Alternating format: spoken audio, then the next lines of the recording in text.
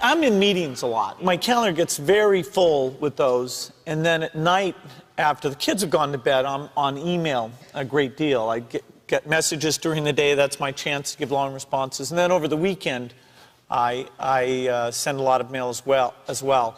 I take 2 weeks a year to just go off and read and think, where I'm not interrupted by work or anything else. I'm just solidly trying to think about the future, and people get to send me things to read as part of that so-called Think Week. So it's a nice mix of things.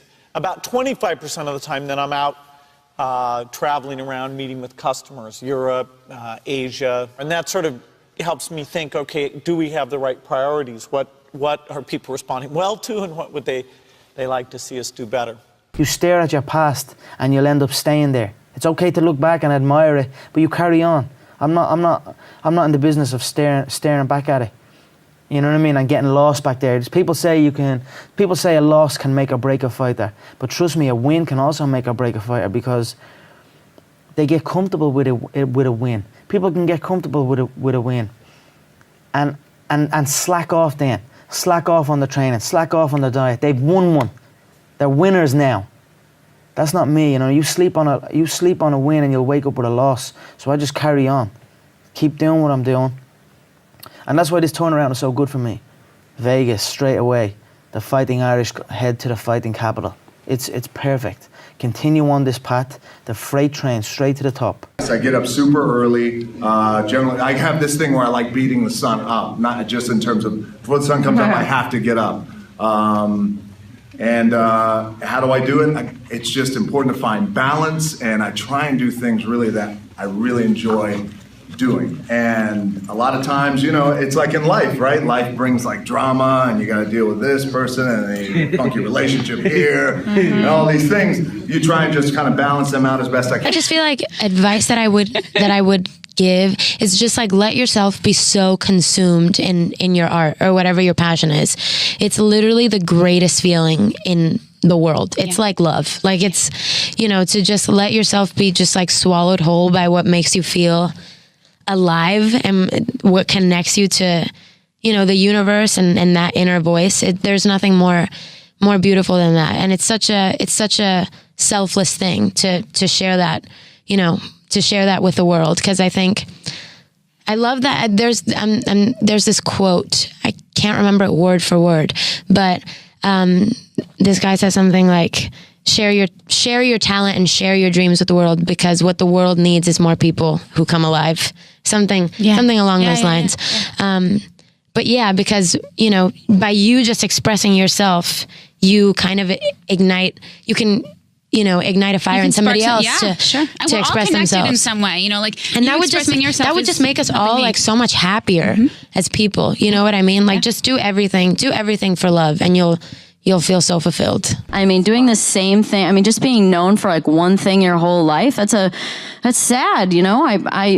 We all have so many interests, I'm sure. And so, you know, to get to make jobs of them all, or jobs, if you could call it that, but to make businesses out of them all, and see them on a daily basis in your light and how you visualize them is really cool and fun. And we can all do it. We all can do it. So many people are so afraid to try something because they're like, oh, like, I can't leave my job because I have to pay bills, or, you know, it's like, well, start small then. But don't say you can't, because as many times as you say you can't, you're not going to. If you don't think you can, you won't. Thoughts become things. A lot of people come to me and they say, well, I want to be an entrepreneur. And I go, oh, that's great. What's your idea? And they go, well, I don't have one yet.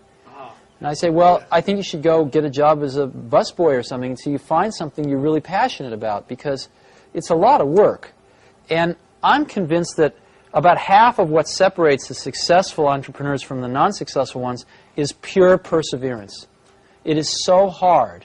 You pour so much of your life into this thing, and there are such rough moments in time that most people give up.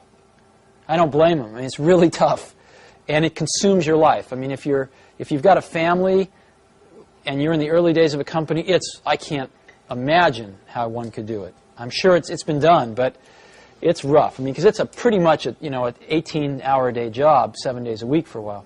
So unless you have a lot of passion about this, you're going to not survive. You're going to give it up. So you got to have an idea, or a problem or a wrong that you want to right that you're passionate about. Otherwise, you're not going to have the perseverance to stick it through. And I think that's half the battle right there. It's hard to remember how bad it was, in early 80s, with IBM taking over the world with the PC, with DOS out there. It was far worse than the Apple II. And they tried to copy the Apple II, and they'd done a pretty bad job. And you needed to know a lot. And so things were kind of slipping backwards. And Macintosh was, you saw the 1984 commercial. I hope you have that in your archives. Macintosh was basically this relatively small company, in Cupertino, California, taking on the Goliath, IBM, and saying, wait a minute, your way is wrong. This is not the way we want computers to go. This is not the legacy we want to leave. This is not what we want our kids to be learning. This is wrong, and we are going to show you the right way to do it. And here it is. It's called Macintosh, and this is so much better that it's going to beat you.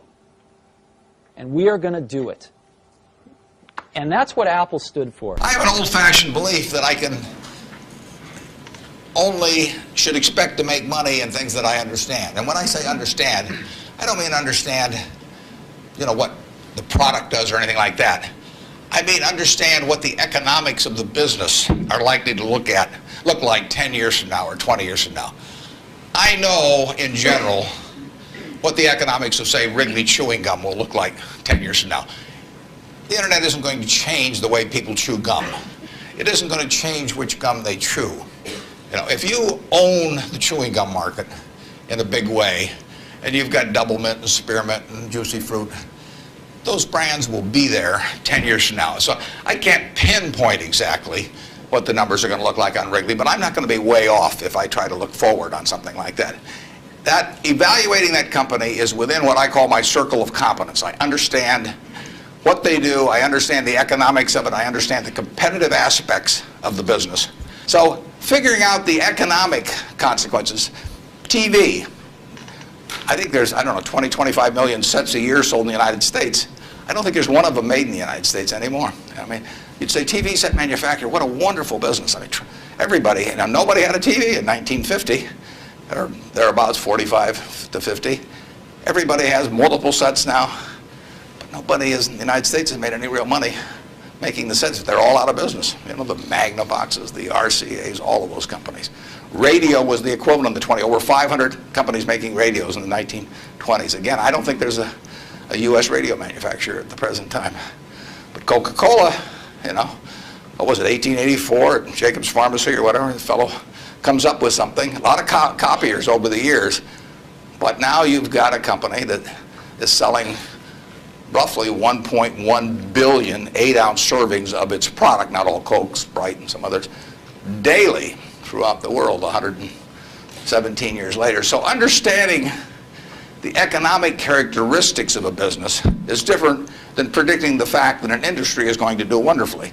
And so when I look at the internet businesses, or I look at tech businesses, I say this is a marvelous thing, and I love to play around on the computer, and I order my books from Amazon and all kinds of things, but I don't know who's going to win. And unless I know who's going to win, I'm not interested in investing. I'll just play around on the computer. And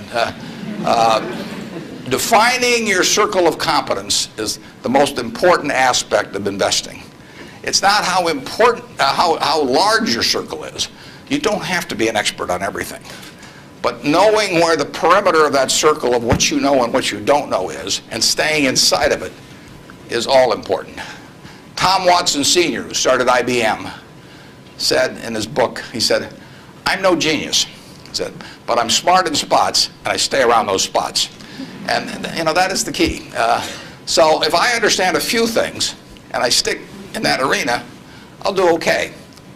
And if I don't understand something, but I get all excited about it because my neighbors are talking about it, and the stocks are going up and everything, I start fooling around someplace else, eventually I'll get creamed, and I should. I tend to be incredibly modest in terms of describing your talents, and you always seem to belittle your abilities to a certain extent, when clearly there's a reason why this everything you do has been working out. I was reading about how you said that to a certain extent that comes from your punk rock roots. Yep, there's no other choice. In those days, there was no idea of this makes money. There's no idea of like, this is my future. It was like a week at a time. We have 5 shows.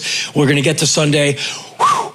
And even those days were like fraught with turbulence. And so I never really saw a future. None of us did. And some of us, didn't make it. Some of them are dead. And some of them are just kind of trying to recreate their past. And so I realized that I have to be very hardworking because I don't have kind of the ease of talent. And I come from that. And I think in a lot of ways it served me very well in that I am as kind of hardworking as I've ever been, completely without confidence. I have none. I don't want any, because I think you turn your back on the thing, and that's when you get gored. Is when you think, I got this. I never think I got this. I think, oh man, don't screw this up. And I go at everything, like including you and I sitting here right now. I'm trying to be fully engaged, and that intensity, I think, has served me quite well. But it comes from punk rock, absolutely. Last boss I ever had was my boss at Haagen-Dazs, my ice cream job. And to this day, he still comes to my shows. And whenever I see Steve, who got me my first apartment, I was living in my car, he believed in me. Whenever I see him, I get all weepy. I always tell him, it's good to see you, sir. Henry, you can call me Steve. I can't do that, sir. Because he trusted me with his money. And I said, let me run your store. I know how to do this. I can do this. He's like, well, if you screw up, you're out of here. I said, I won't screw up. And I ran his store. And so, but it was anger that said, I'll be here all damn week. I'll get this whole thing right. I fired his staff and rehired a bunch of people who can really work. And it was out of anger. Like, I'll be back in 4 hours to run this $3.75 an hour job into the ground. And then I joined Black Flag, and I thought I was a hardworking person. Then you meet the guys in Black Flag who are so driven. You'd see Greg Ginn work 23-hour days. Like, Greg, you're still on the phone. I know. Greg, when did you eat? I don't know. Greg, when was the last time you showered? Do we have a shower? Like, the guy, we were not going to be stopped. And I kind of go at that intensity, kind of anything I do. Like, you're a very calm, good-looking young man. Look at me. I'm a spaz sitting next to you. Like, I'm doing an interview with you. I can't help it. You're focused. I'm sweating, man. And so, but I'm like this going to the airport, like 10 miles out. And so it's anger that has informed kind of my life, and unflatteringly a sense of vengeance. Every damn person who said I wouldn't be anything, I'm crushing them every day. Everybody I had to endure in any band I was in, every day, into a powder. Yeah. Thank you. And I wish them no ill. I just wish to shine brighter, and if it burns my body to a crisp, I'm happy to go right now. So you consider yourself lucky? Very lucky, yeah. But you have to have talent to meet the luck, right? Somebody hands you the ball, and you run, I mean, and if you get hit, you get hit, or maybe you make it through. You never know. But, I mean, I just know that somebody handed me the ball at a certain point, and I was hungry enough to keep running, and I'm still running. I maintain a hunger, but not an ambition. I'm very happy to explore all possibilities of a character and really, dive in to the role. I mean, even to the point of where Disney wanted to fire me. They wanted to fire you from Pirates? Yeah, because they couldn't understand what I was doing. They didn't understand the character. They actually were contemplating subtitling the film. You just gotta have the fearlessness to really take those shots. Because you miss those shots, then you have to deal with the criticism. You have to deal with us talking about it, right? Right. So and a lot of times, a lot of people kind of get a little apprehensive about taking those shots because of that. Right when we mentioned it, seemed like you started smiling already just thinking about the word. Yeah. Well, it's always been a myth to me as to why certain people don't really like those situations because of the pressure. Because we've all lost games before. Mm-hmm. So it's not like by you missing that shot, you're about to face something that you will never face again or haven't faced in the past. You know what I mean? We've all come up short at one time or another. So you just gotta kind of let it all hang out and trust your skills and trust the work that you've put in. Everyone has a problem with time, but the day has 24 hours, and we sleep 6. Now I know there's some out there that say, whoa, I need 8. Well, I say just sleep a little faster, because the bottom line is we have 6 hours of sleep. 24 hours are available, so you have 18 hours now available to your work, your family, your hobbies, and also to learn something new or to do something new, which could easily be that you want to learn a new language, or that you want to read as a New Year's resolution, I have to read a book every week, or you say, I'm gonna go and reshape my body. So you're gonna go and take this hour out of your schedule and say, I'm gonna train an hour every day. So this is, for most people, a huge challenge, but it is totally doable, I can tell them, because the kind of things that I did when I came to this country, I mean, I went to school, I was working in construction, I was working out my 5 hours a day, I was taking acting classes from 8 o'clock at night to 12 midnight, I was doing all of those things. I wanted to make sure that out of the 24 hours of the day, that I don't waste one single hour. Those hours were too precious. And so there I just want to tell people, don't give me this thing, I have a difficult time with the time and I don't have time for this and I don't have that.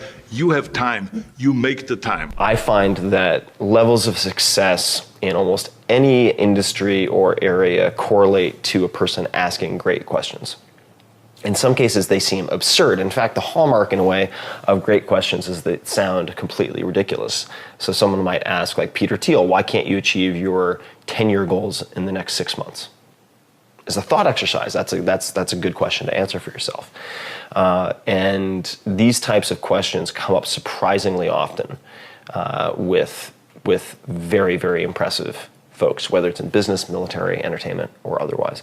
And the way you can get better at questions is by studying interviews in part. So I studied Larry King, I studied Charlie Rose, I studied Terry Gross, I studied go down the list. I studied Tony Robbins, who does in-person, one-on-one interventions at his events in front of 10,000, 5,000 people. And he's just genius with how he uses questions to like pattern interrupt and grab someone's attention and divert them in a more productive direction. Now, why is that relevant? It's relevant because thinking is the process of asking questions. You're asking yourself questions and then you're answering them in your own head. So if you get better at asking other people questions, you get better at asking yourself questions, which means you're improving your thought performance and level of thinking. Yeah, I started working at this video store, was pretty much what you're talking about around that time. And it was great at first because I'd always hated day jobs and stuff. And so I got a day job and it ended up being pretty good. But admittedly, I was there for 5 years. At a certain point, it was a narcotic. All right, I didn't have to keep pursuing my dreams because, it's not what I want to do, but it's sort of kind of close. And if I didn't have an artist soul burning in me, I could have made myself happy with that. I could, if I didn't have an artist soul burning to get out, I could have, walked backwards a couple steps and just done that. And it would have been a fulfilling, well, to anybody else, it would have been a fulfilling life. It wouldn't have been for me because I would have known I would have had something to say that I didn't get a chance to say.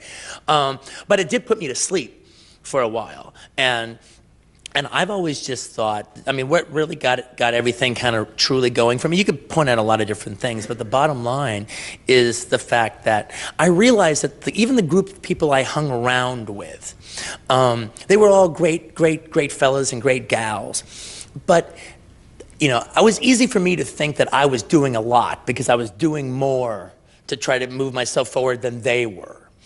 But, that's not, I'm a big fish in a puddle. So what? All right, they're not doing anything. All right, so yeah, I'm doing more than them. But I realized that actually I need to get my ass out to Hollywood and meet other people who are, like in my category or working a little higher, and I should be the weakest link in my chain that I have, and that'll make me be stronger. It'll make me run faster. Like an analogy I've always used is, all right, if you run the 100-yard dash with people that can't run as fast as you, yeah, you'll win. Hands down, you know that. But if you run with people much faster than you, all right, yeah, you might come in last every single time, but your time will be better. Because they're making you run all the faster. They're making you dig down just a little bit more. It doesn't matter that you won, your time is faster. And that's what I knew I had to do. I had to get out of Loserville and throw myself into a place where, like, this is what the do for a living. One night, Chris had gone to bed. I'd been struggling. We still had all the same problems. We still had a lien on the house, still facing bankruptcy, still fighting like crazy. I was still unemployed. They still hadn't figured out like the solution yet for the business.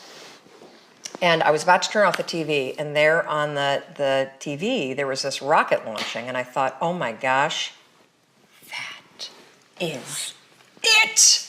I am gonna launch myself out of bed like a rocket ship, like NASA, right here, had launched me out of that bed. And I'm gonna move so fast that I don't think. I'm gonna beat my brain. Now, here's a really interesting point. I talk a lot about your instincts and inner wisdom.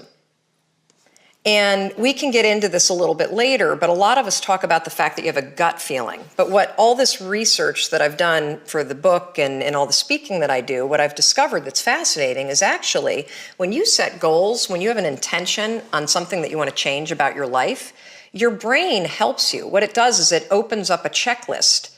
And then your brain goes to work trying to remind you of that intention that you set. And it's really important to develop the skill, and I say that word purposefully, the skill of knowing how to hear that inner wisdom and that intention kicking in and leaning into it quickly. So for me, my brain saying, that's it, right there, move as fast as a rocket, Mel. I wanted to change my life. And I think most people that are miserable or that are really like dying to be great and dying to have more, we want to change. We want to live a better life. We want to create more for our families. We want to be happier. The desire is there. Again, it's about how do you go from knowledge to action. So the first thing in this story that's important is realizing that the answer was in me. And my mind was telling me, pay attention. Could have also been the bourbon. I had a couple of Manhattans that night. But anyway, the next morning, the alarm goes off, and I pretended NASA was there.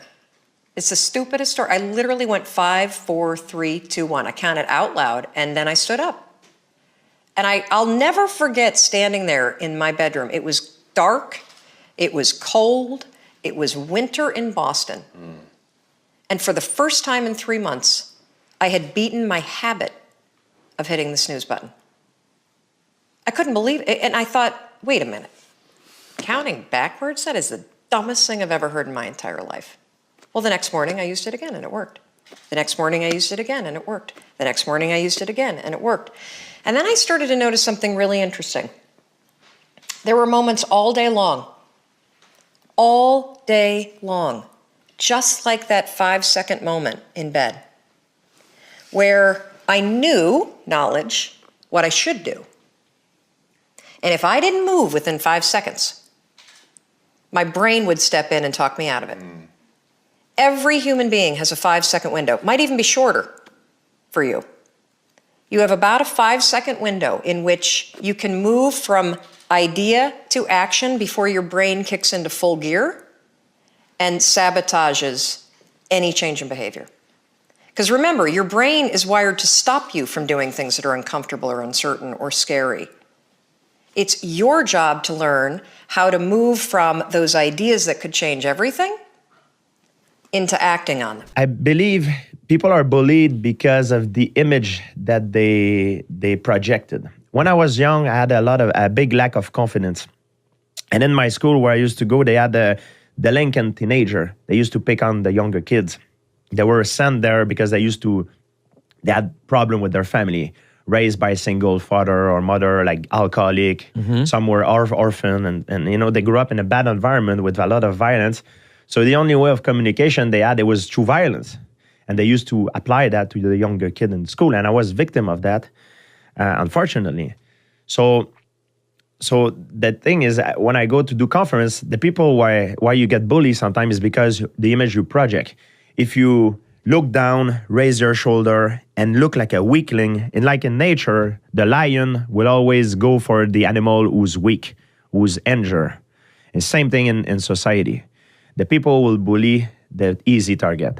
And when I was young, I had a big problem with confidence. I used to people look down. I didn't have older brother or older cousin to defend myself. I was by myself, and I got picked on because I was an easy target like this. So what martial art taught me is to stand up straight. When I look, I talk to people, I look in the eye. When I shake hand, I'm firm. And the way I start to carry myself, the body language transformed me. It's not, I stopped being bullying, not because I start beating up people. Right. It's just because the way I was starting to act, the way I was starting to, the projection that I give to people change. And that's what makes it stop. It's not about being tough. It's not. It's about presenting an It's image to of look, confidence. look tough and look confident. Look confident. That's what it's about. Same thing in business. Same thing when you go ask a girl on a date. Absolutely. You go, I'm sorry, I don't want to bother you, but please, could you think you could come with me Saturday night to the rest? Like it wouldn't work. Like they It's go, the same as asking for a raise. You look you're like right. a loser. You have to be confident guy. So the most important part of getting to a goal is to start feeling it now, is to start acting as if, right? If you want to be that leader, if you want to be that author, if you want to be that painter, all it takes is one action, and you truly are in the process of becoming it. So it's funny that I am literally basically done with the book, and I'm like, can I call myself an author yet? I've written a book. Of course, because you have taken the action, you're doing the actions. There is no final anointing of anyone. There's no ceremony, there's no fireworks. You just start acting as if and feeling it and envisioning it and picturing it. And soon enough, you become it, right? So everybody starts somewhere. So whether you are a famous ballerina or an Olympic swimmer, they all started somewhere. They all had to take that first class. They all had to take that first leap into the water, right? And at what point can you start calling yourself a swimmer, a dancer, an author? It's the second that you start taking action and you start thinking it and you're feeling it, right? It's about embodying it. So my biggest tip for you is to start seeing yourself as that person and start taking the small actions of being that person that you want to be. That's the only thing that is separating you from actually being it. So you have to act as if in order to really start getting that ball rolling, and all of a sudden you are. Obsession with adding more value than anybody else ever dreamed of. I mean, my entire life from the very beginning days was, how do I do more for others than anyone else on earth? How do I give them experiences that are lasting? How do I create change where change was impossible? How do I take somebody who's been in therapy for 7 years and in an hour produce that result? And the way I did that was by challenging traditional psychologists and psychiatrists and getting on national radio and saying, give me your worst patient, I'll handle them in an hour, which was pretty abrasive. As a young kid, you can get by with that stuff. But the best part was I backed it up. And so one of the first interventions I did was in Vancouver, British Columbia, Canada. I got on the radio. And this psychiatrist got on the phone and just on the radio live and just thrashed me. You're a liar. You're a charlatan. People like you should not be allowed on the radio. Mm-hmm. And I said, sir, I said, are you a scientist? He said, of course, I'm a physician. Mm-hmm. I said, well, a scientist would never make an assumption. And I said, you've never met me, right? No. You've never met my clients? No. And you're calling me a liar on national radio. I said, you must be stating your hypothesis. Your hypothesis is that I'm a liar and a charlatan, and if you're stating a hypothesis and you're truly a scientist, you got to be willing to test it. Mm-hmm. Am I right? Yep. He goes, well, yeah. I said, great. I'm doing a free guest event at the Holiday Inn tomorrow night. Anyone hearing my voice can come. I'm going to do a series of demonstrations, and I'm going to take one of your clients and turn them around. I said, share with me somebody that you've never been able to change. I said, I'm sure you got plenty of those. You want to play hardball? I can play hardball. He goes, well, I have patients that aren't ready to change yet. I said, I haven't found any. Of course, I've done 3 therapies total. But I had so much belief. So long story short, he told me this woman he'd been working on for 7 years with a snake phobia. A phobia is not just a fear, it's an uncontrolled response to fear. So like, she dreamed the snake would bite her on the face, and then the adrenaline would shoot through her body and wake her up. And this would happen 4 to 7 times a night. Oh my goodness. 7 years. So he was put in a corner, and so he brought her down, and it took me about 15 minutes. At the end of it, I tested first, and she's screaming and shaking, and then I wrapped the snake around her. And that changed my entire career, because in that moment, there was no question. Everybody in the audience saw that this woman is transformed. And I said, you've been treated by that psychiatrist for how many years? Wow. 7 years. Then I took on sports stars. Then I turned around, I did some work with Mother Teresa and Nelson Mandela and Bill Clinton. And as the years went by, it just built and built and built. I worked most of my life. In high school, there was Stewart's Cleaners.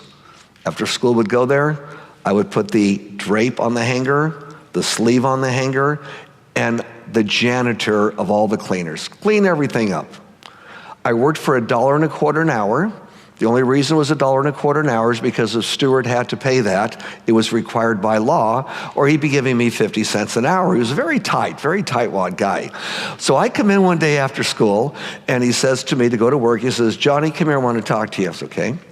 Talk to Stewart, he says, Johnny, I was upstairs yesterday, and I napped after I finished working. I was tired, and I dropped my watch on the floor. I put it on the table, went on the floor, and I went down, I picked it up, and I noticed under the cot I was laying on, there was no dust. I moved the cot. There was no dust. I looked behind the filing cabinets. There was no dust there whatsoever. Zero dust. You really are a great janitor. I said, it's my job to do what I do when I do it, not when someone else is looking. Tightest guy in the world gave me a 25-cent raise to $1.50. Where I went to high school, I was the highest paid kid and maybe adult in the neighborhood. We didn't have a lot of money in those days. What it was if humans can imagine doing what you have to do when nobody is watching you, you're doing as if someone is right there watching you. And in your free time, you're not trying to elongate something. You're doing what you should do without people watching you do it. I really think creativity is important, whatever you do. I think it's fun to be creative with meals that you cook or meals that you eat or vacations that you go on or dates that you set. I just think it's fun to be creative. Everyone likes that.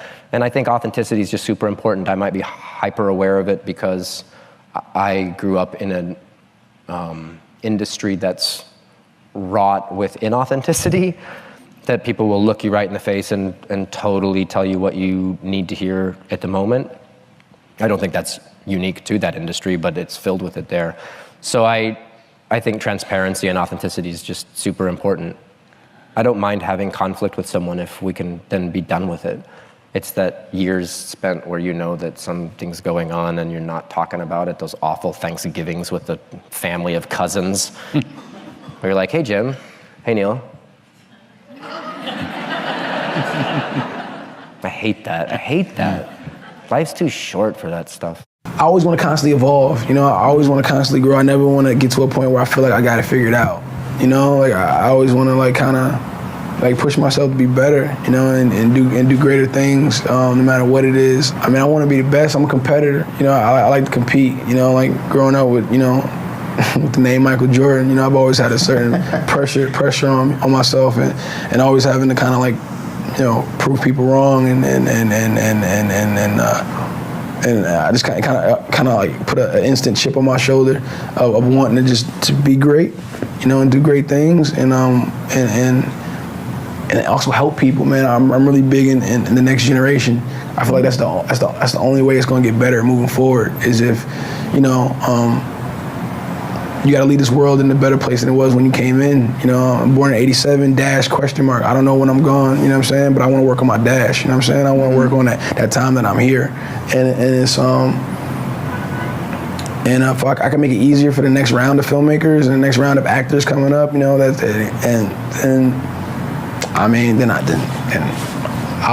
content with going out on that. So I'm bringing up this failure, this quitting. I'm bringing this up to you now because, I don't know, giving up on that video made me realize that I need to focus more on my YouTube videos. My head's been really focused on Beam and on family and all these other things happening in my life, but I still get all these crazy ideas, and instead of investing a bunch of time to realize those ideas like I used to, I try to rush them, and it always leaves me with something that's unsatisfactory. So I'm just bringing all this up to you now to let you know I'm going to be giving my videos more focus and more attention, because this is kind of the only thing that gives me a tremendous sense of fulfillment in my career, kind of in my life, beyond family and stuff. And I miss that. I want to get back to that. Really sad to see that people are disenchanted and nihilistic and depressed and anxious and aimless and perverse and vengeful and all of those things. It's terrible. And then to see people question whether that's necessary and then to start to rise out of it. It's like, it's so fun. Like last night I was after my talk, it's overwhelming.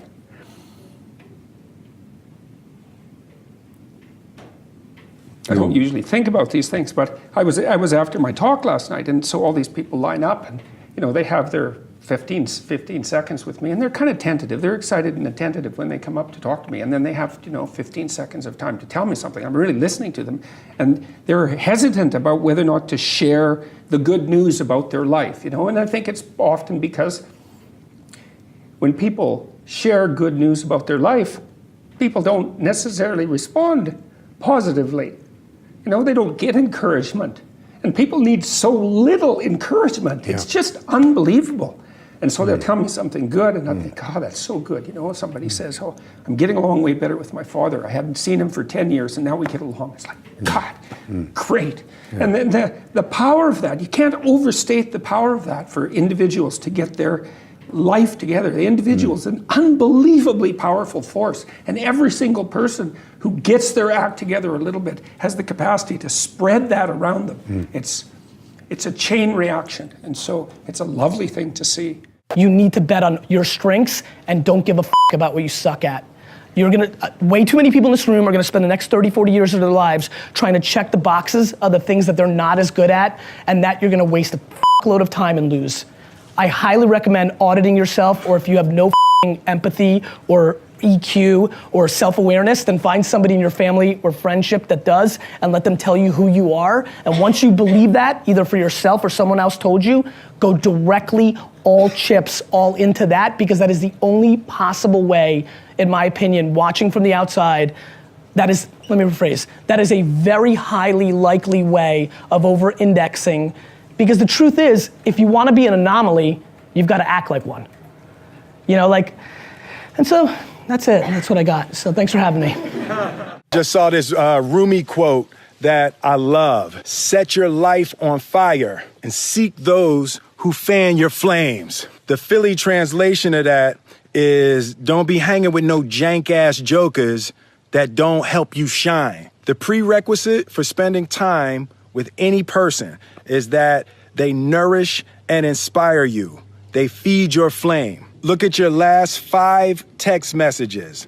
Are those people feeding your flames or dousing your fire? Put your phone down for just a second and look around. Look to the people around you. Are those people throwing logs on your fire, or are they pissing on it? The people that you spend time with are gonna make or break your dreams. Everybody don't deserve to be around you. You gotta defend your light with your life. So who are the people in your life that are fanning your flames? Shout them out, tag them below. Almost 90% of sales managers say they don't have time, And again, it goes back to, look, if you knew it was gonna bank you money today, would you make time for it? Yep. So they would make time for it, because they make time for the things that make them money. If you have a customer, hopefully, if you have a customer and you're working a deal with that customer and you got a hamburger in front of you, hopefully you're going to push the hamburger aside and work that deal, because the priority is to make money. In the same conversation, that sales manager does not believe that sales training converts to ROI or money, so he doesn't make the time for it. When you say you don't have time, the truth is you're saying, I'm not making it a priority because I don't think it makes me money. One of the big challenges for having a unique idea and then taking it through to fruition is always hard, right? It's never easy. There's always people who are going to question you. And being able to take that first step and fight through all the naysayers, it's a process, but once you start to get traction, whether it's Uber, Lyft, whoever it may be, and you're taking steps that nobody else has, that's when you really have to fight. And now, particularly where we don't have an administration that's particularly tech literate, I think there's going to be new challenges. And so the companies that are emerging today, maybe some of them are here at South by Southwest, maybe it's going to be a little bit more difficult, but still there's no less need and it's no less important. It's as the world changes, and I think it's going to change more over the next 10 years technologically than it has the past 30. We're going to need people to disrupt and make the world better. One of the most difficult choices I have ever faced in life was in 2008. I think I had maybe $30 million left, or $30 or $40 million left in 2008. And I had two choices. I could put it all into one company, and then the other company would definitely die, or split it between the two companies. But if I split it between the two companies, then both might die. When you put your blood, sweat, and tears into creating something, or building something, it's like a child. And so it's like, which one am I going to let one starve to death? I couldn't bring myself to do it, so I split the money between the two. Fortunately, thank goodness, they both came through. Why do you prioritize sleep so highly? Just curious of what makes you so committed to that and the science behind it. Thank you for all you do. I find that I'm slower when I'm fatigued. So I find myself drifting. I have more symptoms of what we'll call ADD, so that my attention just drifts. And then I find I'll read a sentence or whatever and be like, God, I have to reread the sentence like 10 times. So that was just going, whoa. I'm not as efficient as I could be. And then the other is I find it a unique form of misery. There is an additional ring of hell that is saved just for people who are fatigued. I hate it so much. So it's misery, and I don't understand people that live a life that is miserable. I just don't get it. And then on top of that, I think you actually accomplish less if you're fatigued. So you're putting more hours, but you're actually getting less done per hour. So if being fatigued puts you at like 0.6 of what your output could be, and then being just like incredibly well rested, prioritizing that puts you at, it's, I guess mathematically I should be saying just 1, then like you have to make up 40% of the number of hours in waking up early just to break even, and then you put misery on top of that. So that's my N of 1 experience, is that I am so deadly efficient when I'm rested that I just get more done. So comparing those two side by side, I actually accomplish more. I believe we all are raised as fighter jets. Just we get neutered by parents, by grandparents, because of the filters they had and viewed life through, the experiences they had, teachers who go, you don't want to disappoint yourself, just go to college, go get a good job, go to college. Don't go to college. Today, don't go to college. It's the worst thing you can do, unless you're going to be a doctor or an attorney or an accountant or some kind of an architect. Don't go to college. You can do a lot more in life without going to college. And so again, teachers, professors will end up neutering us. And when they take that fighter jet, that hunger, the claws and fangs, they defang us. All right, so now we're crop dusters. Well, I don't want to take too many risks. I just want to live a good life, and they want to be average and mediocre. That's the crop duster. Yet everyone inside has this hunger. See, the fighter jet didn't go away. It's just been suppressed. You've been neutered. And that was me. Like, hey, don't take big risks. Just go get a good job. Go be a smog technician. Like, that was the advice I was given. Go be a smog technician, right? So I'd be the guy putting the probe in the tailpipe of your car and then saying, you can go get your car registered, Tom. That was it. That was it. And so I realized very quickly that I've got this hunger inside me. As I talk to others, they got this hunger inside them. Oh, that's the fighter jet trying to get out. That's the claws and fangs trying to grow. But the society, parents, whoever, have set the standard for you to not play it safe, take risks. What if you lose? What if you lose? Who cares? As long as you don't die, you can come right back. And so the fighter jet mentality is that someone who is just determined, relentlessly obsessed in achieving an outcome in the face of all adversity. The crop duster is someone who's always looking for the easiest path, the loophole, which I used to be a severe crop duster. The crop duster hits the snooze button every day because they'd rather take 10 more minutes of mediocre sleep than getting up and dominating their path. Every morning on my nightstand, there's 2 stacks of dominoes lined up. And at the top of this stack says, you're a loser. The top of this one says, you're a winner. If I hit the snooze button, I've hit that first domino in the loser stack. The rest of my day is going to suck. Now, with that mentality, am I going to ever hit snooze again? Absolutely not. Because I've sold myself on the idea that when I hit the snooze button, I'm an absolute loser. I'm scum of the earth. My day is destined to be shit. Now, some people go, you're being awfully hard on yourself. More people should be hard on themselves. We go around bubble wrapping ourselves, right? We leave the training wheels on for too long. Like, be hard on yourself. Take the bubble wrap off. Take the training wheels off. No one did that for me, man. And we came to this country and it was just like, hey, go figure it out. But it was don't take risks, to go get a good job. F that. Be a fighter jet. Be a fighter jet. Go to battle every day. Take risks. That's what a fighter jet does. A crop duster has a routine life and it's boring. There's this governor on our lives, and it is a governor, and it's your identity. It's this internal, it's what you think you're worth. It's what you think you deserve. And the problem for good people, see, we all know someone right now in our life, or we have, who's not ethical, who's not a good person, who's winning, and you're like, I can't believe they're getting it, right? Why can't I? I'm a good person. I treat people well. I'm honest. Here's the reason why. By the way, the unethical person, eventually, karma, you reap what you sow, comes home to roost. But if you're a good person, this is so important people understand this, because it took me a long time. A good person in any endeavor will only take from it what they think they deserve, what they think they're worth. In other words, if there was a pizza here, you're a good person. You don't take all 12 pieces. Right. A good person thinks there should be an equitable distribution. Yeah, I'm a little bigger, so I might take 7 or 8. You know, and I would arm wrestle you for it. You would beat me. I don't know about that. You're a moose. But long story short, what is that a good person will not take more from the table of life than they think they're worth or they think they deserve. And so you have this governor on your identity. So what happens is it's like a thermostat. Our lives get going. We start doing really well. If we're a 75 degreer and our life gets to 85 and 90 degrees, unconsciously we go, we don't know we're doing it. We start to cool life back down to get it back to where we're comfortable. The reverse is also true. When things start to go really bad and you're broke and you're struggling, you find a way to heat your life back up to what you think you're worth and you deserve. So the way we alter our life is, sure, we got to alter our behavior and our relationships and our circumstances, but the only way it's permanent is that we alter that governor, that thermostat, and we start to believe we're worth 85 degrees of life, 95 degrees of life, 110 degrees of life. And there's ways we can alter that. How do we alter it? A couple different ways.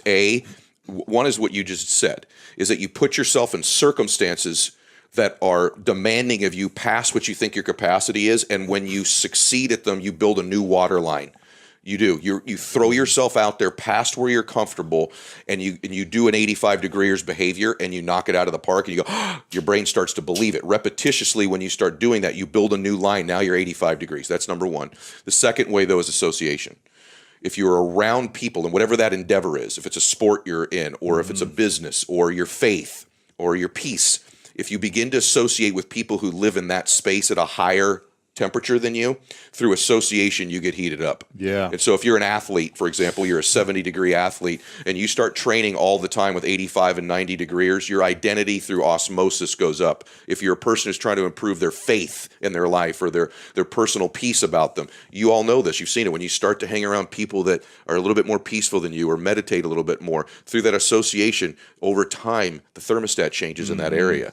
And so it's both behaving in a certain way, and then your associations usually change. I believe that. You've lived a life dominated by doubt and fear.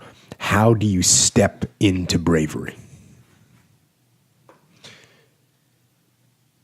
Step.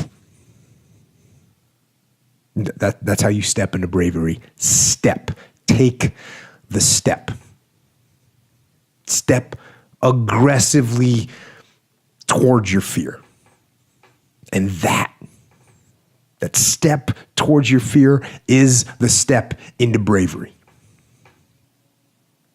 Because we're scared of what we don't know. And there is only one way to learn and to know, and that is to confront that fear. You have to step, you have to go. And this simple action, this simple attitude, it answers so many questions. So many questions. How do you get to the gym every day? You step. You go. How do you change your diet? You step. You go. How do you overcome fear of failure or fear of success or fear of fear itself? You step. And how do you face the fear of the unknown? You step. Don't wait anymore. Don't think anymore. Don't plan anymore. Don't contemplate anymore. Don't make any more excuses or justifications. Don't rationalize anything else. No, no, and no. Instead, be aggressive. Take action now. And what is the first action that you need to take? What's the first step you need to take? The first step you need to take is just that. Step. Most scared I've ever been was being asked to sing at the MCG for the Bledisloe Cup. And I'm a big rugby fan. I was brought up in Sydney, so rugby was my sport. And they said, come and sing. And I actually had a panic attack the night before because all the people, I was at a dinner party and people were telling stories of how careers had finished by singing a dart version.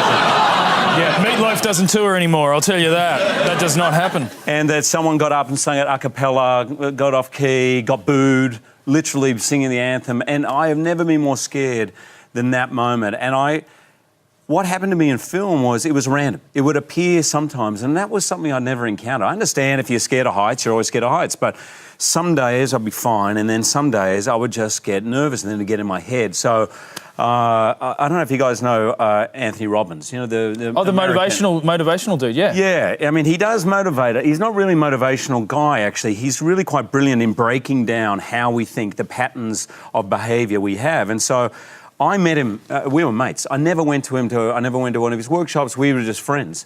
And I rang him, I said, mate, I want to come to you professionally. I need to ask you a question. And he said to me, what the biggest mistake people make with fear is saying, oh, I'm scared, I hate this, get it out, I don't want you near my life, this is not helping me. And you get obviously really wound up. So he said, you've got to remember the times where you feel confident, name the character that feels scared. And as you're walking on a set, realise that the fear is good, that it got you where you are, that it makes you work. The fear sometimes actually goes, oh, I better work really hard on this film. Like when I was with Les Mis, I was really nervous. So he said, that fear, embrace it, work really hard. And then on that day when you walk on set, Charles,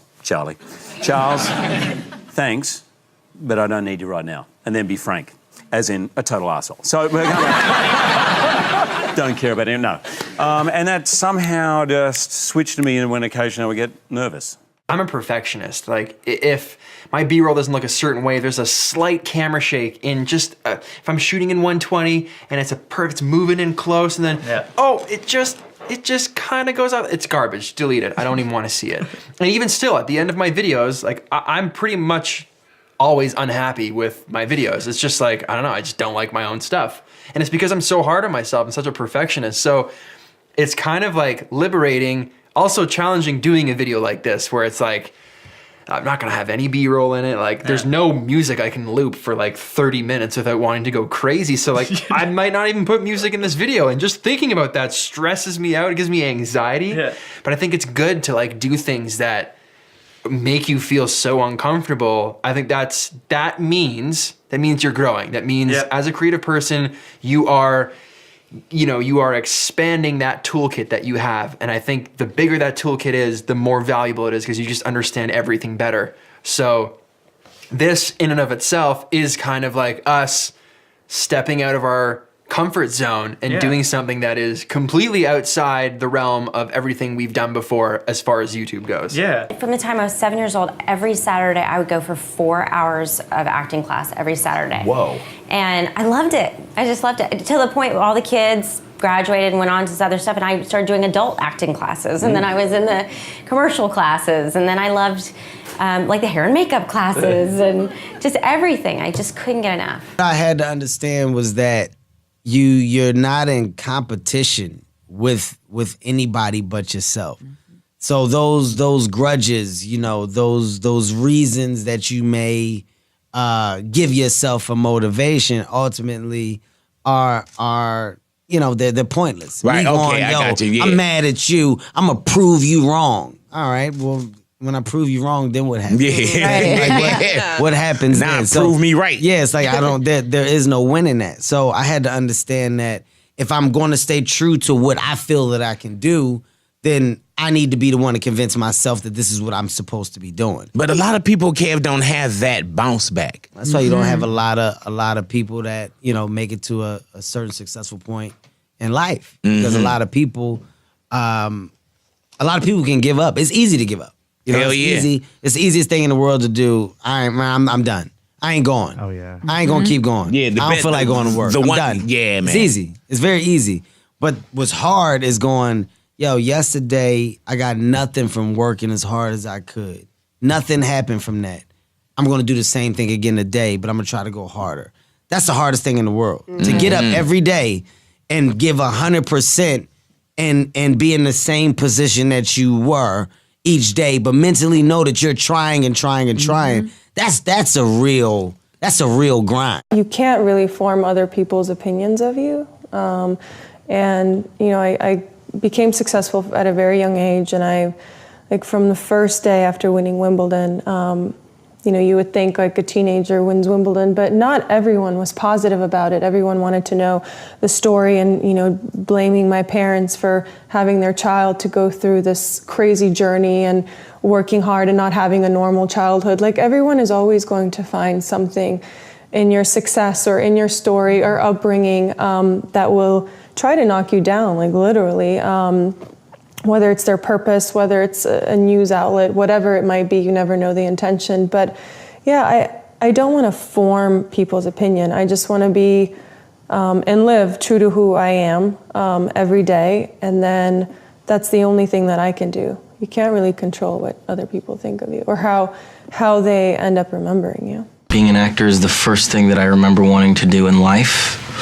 I remember at 14, 15 years old, watching some classic films, spending months and months watching all the great classics, all the great performers of the past, and being so incredibly inspired by them and saying to myself, one day I want to come close to doing something that good. So I think that thirst or that drive to just achieve what I believe is something as good as, you know, those heroes that I have is what continues to make me want to do this. And I had about a year and a half where I would audition, and I would get one callback, two callbacks, three callbacks, and I never got the part.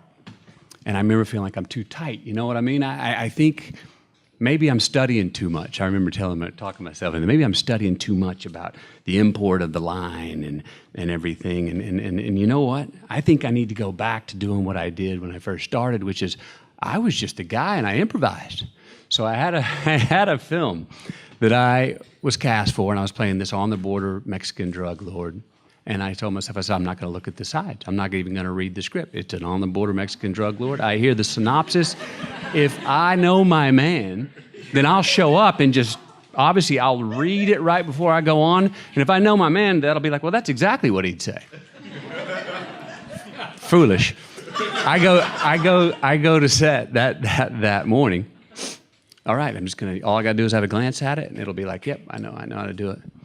Well, I look at it right before we're about to say action, and it was a 1.5-page monologue in Spanish. Oh, and I remember I felt this drip of sweat come up on the back of my head and go down, and I for whatever reason, I looked over and I said, Can you give me about 12 minutes? Why I said 12 minutes, I don't know. I figured it was like not long enough to be inconsiderate, but long enough to maybe get a little bit of that stuff. Anyway, I think I was horrible in it. I stammered through some Spanish and tried to look at lines. So then I was like, okay, that's not the way to go. There's a blend here of having to do your due diligence, do your studying, but then being able to go there on the day and relax and throw it all away. Some of the most important discoveries, inventions, and innovations within a field come from people who are trained in a much different field and who have an outsider's approach. Louis Pasteur was a classic example of this. He was trained as a chemist and mineralogist, so he brought a much different way of thinking to the subject of medicine and germs, a method that was infinitely more creative. Albert Einstein was a complete outsider. His two most important discoveries came when he was working at the Swiss Patent Office. Google itself exemplifies this idea. It is perhaps the most successful business on the planet, founded by two men who are relatively complete outsiders to business and who therefore structured and directed their company in a very novel and creative fashion. I could go on and on and on with this list, including many great artists. There are two important reasons why outsiders generally have a creative advantage. First, they are less steeped in and burdened by the conventions of the field that they are attacking. They ask a different set of questions. They approach problems from unconventional angles.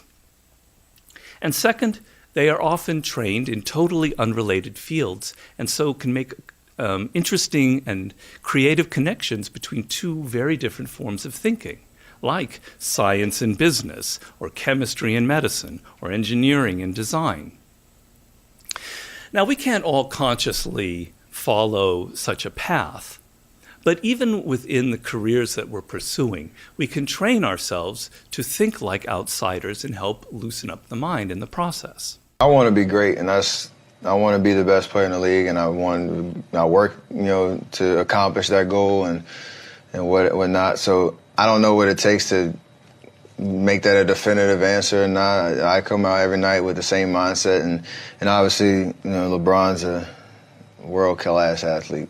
Been doing it for double-digit years in the league and playing at an incredible high level. So there's a sense of longevity there and just the sheer talent that he brings. But I'm trying to do it my way and help my team continue to get wins and continue to elevate our status to, whatever you want to call it, but that team that everybody knows about that comes out ready to play. And if I do my job, then things will take care of themselves. For like an entrepreneur, forget a salesperson, how about just an entrepreneur who's looking to start a business? Well, if you can't sell, if you can't influence, if you can't persuade, good luck trying to get your business off the ground. I'm not talking about just your customers. I'm talking about the bankers, the people with venture capitalists, your vendors, your credit card processor, the people who work for you. How do you get people to work for you excited? How do you get them excited? How do you get them to want to buy into your vision? At the highest level, what sales really is, it's the transference of emotion. And the emotion you're transferring is this emotion of certainty. That someone feels certain, yeah, it's a good thing, it's going to help me, it's going to fill my need. When you're an entrepreneur and you're trying to start a business and you're recruiting people, well, you're selling people on your vision for the future, your vision for this company. And if you can't do that, good luck trying to get great people to work for you. It's nearly impossible, which is why you always see, the people, if they say, oh, he's a visionary. Well, that's true, but typically not only are they visionaries, they also possess the ability to sell the vision to other people, to inspire them, to motivate them. So selling is not just like, people think of selling, oh, well, I'm not a salesman, I don't need to. Well, yes, you do. You need to learn how to influence. How about trying to get your kids to make their bed or do their homework or believe in the value of education? How about trying to get a landlord to give you a reduction on your rent or to extend the lease the way you want? How about trying to negotiate terms? You understand, it cuts to everything. So I always look at this, when I say I cracked the code on influence, what I really did essentially was I was, by working backwards almost, by saying I'm going to start at the end and go to the beginning, say what has to happen before someone says yes. I was able to take that and put it into this system that took the no-name, talentless guys and turned them into millionaires. What does manhood mean to you? Because for so many people, I think manhood means a certain amount of masculinity, a certain amount of, holding that egg, not letting it crack, like you said. How do you crack that egg? When did you realize that, a certain amount of masculine strutting wasn't the right way to be? For me, everybody, like you said, people think about that masculine thing. For me, it was exactly the opposite. I had to get in touch with my feminine side to become a true man. Because let me tell you, the Marlboro guy, he's always by himself. You know what I mean? But the problem is his wife can't talk to him. His kids can't talk to him. He's marching off on a horse by himself. And then let me tell you, he goes to the woodshed and he's crying at 55 because he's all alone. And I realized that is what was going to happen to me. If I did not stop this macho thing and really just come into touch with what my kids wanted. And, you know, because I have 4 girls, and it was hard. It was weird because I said, hey, what's wrong? And they didn't want to talk to me. You start to realize, man, I don't want that future. You know what I mean? I don't want that. I don't want them to see me as an adversary. I want them to see me as a friend. And I had to really just stop and come out of my own world. And most guys, they feel like it's being soft and being cushy and whatever, but get soft, get cushy, and understand that, you know, really, really, real toughness is when you can tell people you're hurting. Real toughness is when you can tell people, you know, I'm in pain. I don't feel good right now. You know, there was a time I wouldn't allow myself to be sad. I used to be like, okay, all right, we're gonna do something fun right now. And what's happening, I was blocking out every bad thing in my life. And what I needed to do was deal with it. And some days are just sad. How did you deal with it? It's weird. I mean, sometimes just by acknowledging it. Just acknowledging it, talking to I talk to my wife about it. I talk to my kids about it. When my kids come to me, they don't have to be happy. They go, Dad, I just don't feel good today. And I hug them and say, you know what? That's how it is sometimes. How do we define success? Can a bus driver on the street be defined as successful and the guy who's the CEO of that business not successful? So when I started out on this journey, I had the same definition of success as almost everyone, which is I thought, you know, the more powerful you are, the more wealthy you are, the more successful you are. You know, the Forbes list idea. It wasn't until I met Steve Wozniak, the co-founder of Apple Computers, that he completely redefined my understanding of success. He helped me realize that, you know, if you put Steve Jobs and Steve Wozniak side by side, most people will say Steve Jobs was more successful. But Wozniak helped me realize that success has much more to do with how you define it, how you look within yourself and ask yourself, what do I actually want? What makes me happy? And if what makes you happy is driving a bus and coming home at 5 p.m. and picking up your kids and playing catch with them, and you're the CEO of a company and never see your kids, you're not successful. If you're miserable, if you're not doing what you want to do, that's not success.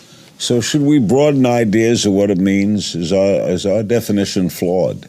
I believe that the natural human and really Western definition of success, which is more money, more power, more prestige, isn't right. Look, it might be right for some people who want that, but for the vast majority of people who want to be, you know, a mother and working and helping at their kid's school, or a father who wants to be, you know, involved with their community, I think the idea of the more Twitter followers you have and the more money you have is a flawed model. You have to look within yourself and ask yourself what you want. Competitive mindset precedes excellence. And that competitive mindset is trainable. It's not just words that we can throw around. There's actually ways to train it. So for calm, one of the ways that you train it is through breathing. If you want to relax your system just a little bit, one deep breath is the beginnings of being able to do that. If you know that you get a little too amped up in some types of situations, and then you say to yourself, well, I'll just breathe when I get there, you're way too late. And so it's this consistent process of training your mind, to train your body to be able to relax on command. And that takes time and that takes practice. And those of you who struggle maybe with public speaking or sharing things that are intimate, this would be a beautiful practice to begin. And it's not more complicated than setting your timer for maybe 2-3 minutes, maybe 6 minutes, and just follow your breathing. And that would also be the beginnings of a mindfulness practice. So you can bridge the two together. So when we're working with competitors and we're looking at how they naturally breathe, just in conversation, when they start breathing up here, it's like they're closer to choking than you can imagine. And if you just take a test for yourself, and if you just took a deep breath right now, so just you can do it privately and quietly, do you start your breath here or do you start it here naturally? Babies will start it here, and it's the most efficient breath down here because you get the lower lungs activated. And if we're getting into the game of high performance, what we're talking about is being extremely efficient with our systems, the most efficient we can be. And breathing up in your upper lungs is really inefficient. And it brings us closer to the opportunities that where we start to decelerate our ability to be progressive in thought and progressive in form. And so we want to accelerate all that by having effective breathing, but you have to train it. Just the last 15 minutes of this podcast was so strong for a Monday morning about where it all starts with your mind. People don't really believe that shit, but it's true. Rudy, for me, it started when I said, I'm getting into comedy. I don't give a fuck about my credit bureau. I don't give a fuck about the credit card people. I don't give a fuck about the banks. I don't give a fuck about what I drive. I don't give a fuck about what my clothes on. Because at the end, it doesn't really matter unless you're happy. For years, I worried about my job, and I gotta have white sneakers or not. I gotta have a black shirt on, and who gives a fuck? At the end of the day, I wasn't happy. I wasn't happy. I didn't get happy till I started driving cross country with a pair of shorts on and stinky sneakers and a t-shirt, and you got 3 pair of jeans and 3 shirts, and they're lasting you all week, dog. You got like 4 pair of socks, and you get on the stage. That's when I really started getting happy. When I started waking up in the morning and knew I had to drive 200 miles, and I had $32.50 in quarters, and I had to get lunch with that, reefer, and gas to get me to that next location. For some reason, I'd be happy. A lot happier than making $1,200 a week and paying my bills. I was like, this is what I like. I like this. So it's food for thought. Sometimes it's not about the money or the dollars.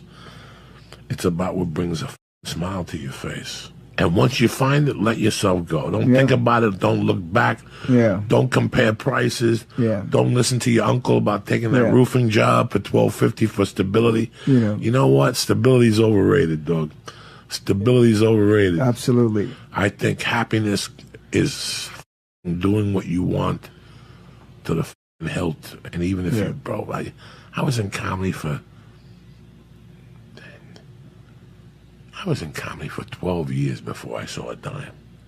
Yeah, well, you were getting paid, but nothing to write home about. I could have quit at any time in those 12 years and found a job. I would have tricked somebody into being an indoor salesman. I didn't want to do that. I would have rather live on $8,000 a year and do my own thing and around at night and smoke pot with your stupid buddies and get on stage than go into an office. Insurance, who gives a fuck? When you think about insurance, that's when you need insurance. For 30 years, I ran around with no insurance. Nothing ever happened to me. You are only going to go as far as you think you're worthy. I can push, you can push, you can have the greatest product, but if you don't feel worthy, you will work hard to sabotage that relationship. You don't know you're doing it. Right. You don't know you're doing it. You just think these are the things I need, and you're driving that guy away. You're driving that woman away because your self-worth says they weren't going to stay forever anyway. Or self-worth around money. You have a cap that you feel like you're worthy of $1 million. You will always get to 999,000 and you will stop because your self-worth says it. What's a good exercise or process that we can follow on a daily basis, maybe something simple, to enhance our enrichment and worthiness? Absolutely. I did this for 6 months, every single day right after I brushed my teeth. And it's the I see you exercise. And you get in the mirror now. It's not necessarily simple because you're dealing with yourself. Of course. And as complicated as you are, will be the degree the mechanics of it are simple. The mechanics are very simple. Yes, I appreciate that distinction. You get in the mirror and you complete 3 different sentences. You want to write this down. The first sentence, you look at yourself and you say your name. So you say Lewis, and you complete this as I'm proud that you. And find 7 different things every day to celebrate yourself for. 7 different. Each day you can do the same thing you did the day before, but each day do 7 different things to be proud of. The second sentence is going to knock you down a little bit. It's going to come from your gut. Lewis, I forgive you for. And cut the shackles to blame, shame, guilt, regret, and anger. In that sentence, you cut those 5 shackles. Not the first day, maybe not the 3rd day, but by the 21st day, by the 13th day, you'll feel some relief. So, Lewis, I forgive you for. And go back 5 years, 15 years, 20 years. Do that. I forgive you for that thing don't nobody know about. But you, go ahead and cut those shackles. Because if you can still think about it, it's still in your energy space. Yeah. And then the 3rd sentence is, Lewis, I commit to you that. Before you make a commitment to anybody else throughout your day, you make 7 commitments to you. So the first sentence is, I'm proud that you're celebrating yourself first. We are under-celebrated as a society. We look for acknowledgement. Mm-hmm. They interviewed 100 executives that all made over $250,000 and said, would you like a 5% raise next year, or would you rather be told thank you more often? 100% said, keep your money. I'd rather hear thank you. So we're under-celebrated. But first, celebrate you. Yeah. Be the example. When I was on Oprah, when she said, what do you do? I said, I recognize that I'm the example of how the rest of the world is supposed to treat me. And it's my job to give the world the best example of how I like to be treated. Right. So celebrate yourself, forgive yourself, cut the shackles, and then commit to yourself before you commit to anyone else. That right there, Powerful. that right there will begin to fill your cup up to get to your saucer. I love that. I think I'm right in saying there was some times when you've considered quitting music. Is that true? Yeah. I've always thought there was one time in particular. Okay, yeah. And sort of going on studying design or something's always been a passion of yours. Yeah, I really love design. Yeah. Actually, I just finished making Continuum, and handed it in, and my manager played it for the head of the label. And I was, what do you say? What do you say? What do you say? And the call, I remember where I was. The call came in and he said, he doesn't hear anything on it. He doesn't hear a hit. Wants you to go back and write some more stuff. And I was just like, how can you not hear how special this record is? And I just thought, if I can't do this, I'm done. You know. And the record went on to be really, really successful, and my most successful record to date, I think. And it taught me a big lesson, which is like, listen to someone's record twice before you give a point of view on it. So now if anyone ever plays me a song, I go, play it again. You know, people a lot of times assume what it is they must be saying to you. And so, but that day I thought, I'm just gonna go to Parsons, and I love design, and I love where it's heading, and I wanna have something to do with it, and I'm still amateur at it. But. And how long did that feeling sort of disillusionment, or that specific feeling of disillusionment, last for? A couple days. Okay, right. But then you pick a couple days. Then you pick yourself up off the floor. But like, I didn't say like, I'm gonna quit music and go smoke crack. I said I'm gonna quit music and go to school, which I would have promptly dropped out of to start my own design company, because I have to do those kind of things. I can't actually follow the curriculum. Every single day that we wake up, we have been gifted the opportunity of choice. You can choose to be happy, or you can choose to be sad. I don't care what your situation is. You should never allow your situation to define who you are as a person. I know I lived out of my car for 2.5 years. And you know the story that I told myself in my head every day, all day long? Why does this person get this? Why does this always keep happening to me? Why do I keep getting this girlfriend, this kind of girlfriend? Why does this happen to me? How come this person got this record deal and I didn't? How come this person, why? Oh, poor pity me. Shut up, Garen Jones. The outside is the physical manifestation of what goes on inside the brain. Things do not just happen. No one just rear ends your car. You don't just become broke. Broke is a mindset. Things don't just happen. Your pocketbook is not just below balance or on zero. You're not just by chance you're just overweight. Things don't just happen. I wasn't just living out of my car for 2.5 years. The outside is the physical manifestation of what goes on inside the brain. Just like you can think yourself sad or mad or broke and all of these things, you can also think yourself happy. I'm telling you, coming from a guy that lived out of his car for 2.5 years, I have stuff that I haven't even posted online. Day 1, day 2, day 3, day 4, day month, year. It was so bad that I was numb with emotions. Numb with emotions, crying myself to sleep in my Jeep. How does a guy with so much passion live in his car for 2.5 years? It was all because of me. I deserved to live in my car. I deserved to be broke. I deserved not to have the opportunities that I should have been getting. and they weren't for me. But I'll tell you what was for me.